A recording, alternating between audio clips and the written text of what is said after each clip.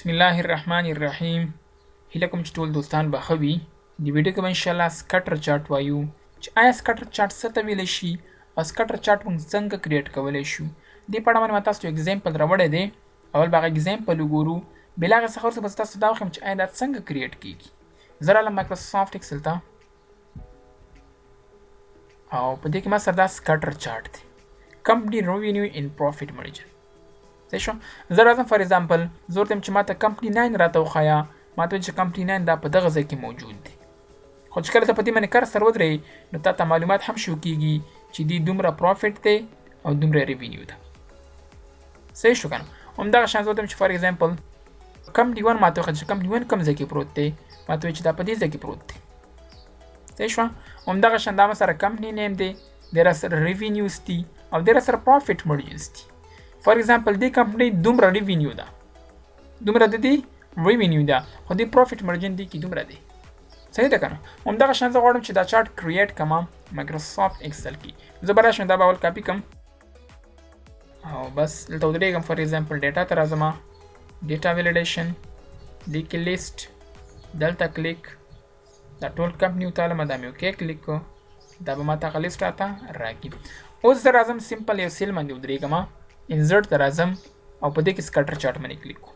چې څرنګه ما سکټر چارټ باندې کلیک کو دې کې زه د اول نمبر علم، چې څرنګه ما اول نمبر واغېسته نو ماته سکټر چارټ راته راغلی. خو یاد ساتئ ملګرو چې سکټر چارټ کې له موږ څخه ایکس او وای ویلیو له موږ څخه خالي، لکه څرنګه چې موږ په تېرو ویډیو کې ویلي دي. صحیح ده که نه. همدغه شان زه رالم سلیکټ ډیټا ته او په دې کې ایډ ته راځم، دې کې نیم ورته ورکوم چې فار ایگزامپل کمپنی ریونیو اینڈ پروفیټ.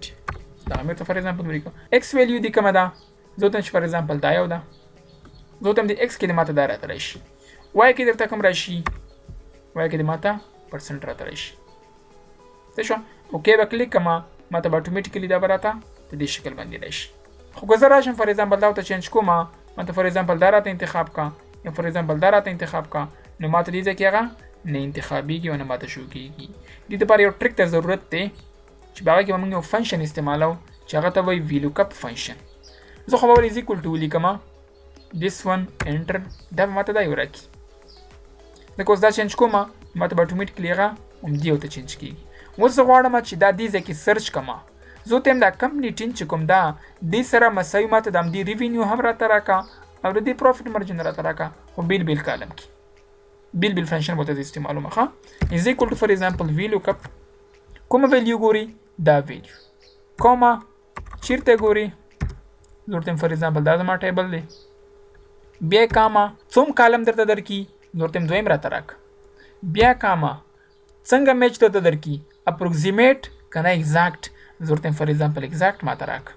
اپروکسیمیټ مطلب دا دی چې فار ایگزامپل بعضې وخت داسې وي چې دې کې اشاریه وي، ډیسیمیل پکې وي، هغه به یې تاسو ته الي. زه ورته یم چې کوم یو ایگزاکټ وي هغه ماته راکوه. بس دا مې فالس ورته واخیسته، زیرو هم ورته تاسو لیکلی شئ. ښه بس یې انټر دې ماته راکړه.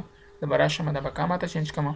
اوس به راشم فار ایگزامپل از ایکول ټو دلته هم وی لوک اپ دا راته وګوره، کومه دغه ټیبل کې راته وګوره او کاما دریم کالم راته پکې راکړه، اول دا دی، دویم دا دی، دریم دا دی او کاما زیرو، زیرو مطلب فالس.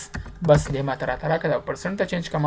اوس به دې باندې کلیک کړم، ډیزاین سلیکټ ایډ او دې ورته فار ایگزامپل ولیکه چې سپوټ د کمپنی. صحیح شو.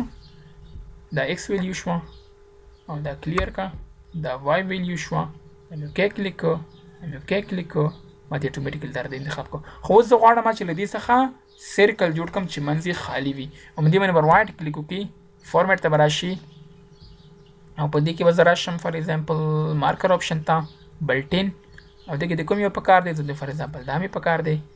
دې کې به زه راشم فار ایگزامپل مارک لاین ته او سوري مارک فیل ته، دا به زه نو فیل ورته والم، مارکر لاین کلر او زه ورته فار ایگزامپل دا راته راکړه، مارکر لاین سټایل فار ایگزامپل لږ راته غټ کا او زه ورته چې دا هم راته لږ غټ هم راته کا، لږ راته آزاد کا، دغه شان. صحیح شو. بیا به زه راشم مارکر لاین سټایل ته او دا ورته فار ایگزامپل لږ نری هم کا.